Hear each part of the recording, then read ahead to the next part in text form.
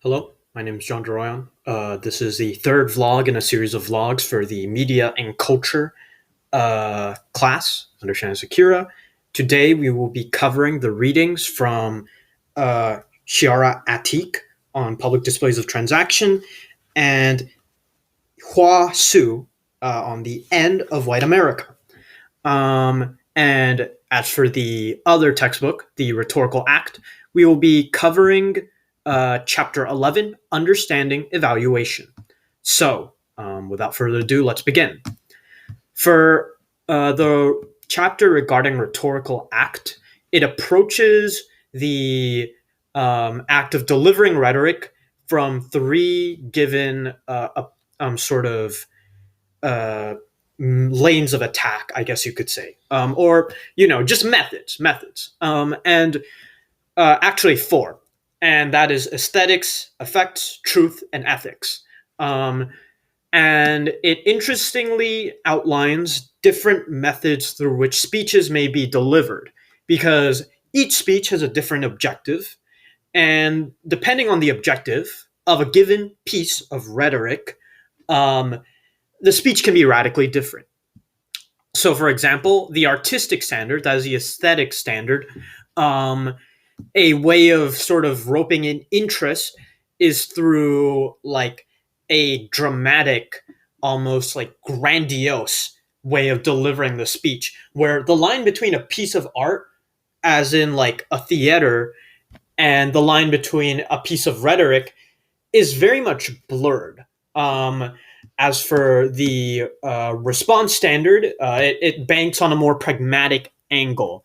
It is the kind of rhetoric you might see more commonly in advertisement, where it is very heavily dependent on roping people in through just sort of sensationalism, and it's trying to sell you something, which is why it's called pragmatic rhetoric. Um, there's also the accuracy standard, where rhetoric is applied through a problem solving approach.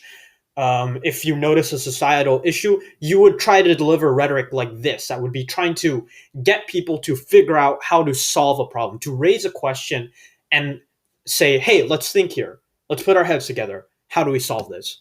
Um, and finally, there's the moral standard, the powerful, quote unquote, form of rhetoric, which is very much dependent on banking on the standard of appealing to dignity, appealing to cultural values regarding morality, things of that nature to sort of, you know, get people on your side. So that there is the moral standard. And now we will cover our reading pop culture texts. So the one by Shiara Atik um, is interesting. And the lens I will be analyzing this through, as per the instructions of my professor, is usage of sources. And to be frank, Atik's essay shows several, how do you say it? Several red flags in that regard. Now, while she has a very sensational, almost almost down to earth way of speaking her message, she is a playwright after all, so she knows how to kind of sell herself through words. She also doesn't seem to have any reasonable statistics to back up her claims regarding transaction and how we are tracked through it. I'm not doubting her claims, but I think her rhetoric could hit a lot harder if she has proper sources being cited. Now, as for Hua Su on the end of White America, I apologize for the mispronunciation of the name. She is very much more experienced, it seems, or knowledgeable in this regard, because what she really focuses on are very clear examples, such as court cases, statistics, demographics, to back up her claim. It is a whole two, no, three, four times longer than the previous essay. And it is through these statistics, through this sort of appeal to authority, that she is able to lend a weight and credibility to her argument that you just can't get if you don't cite your sources.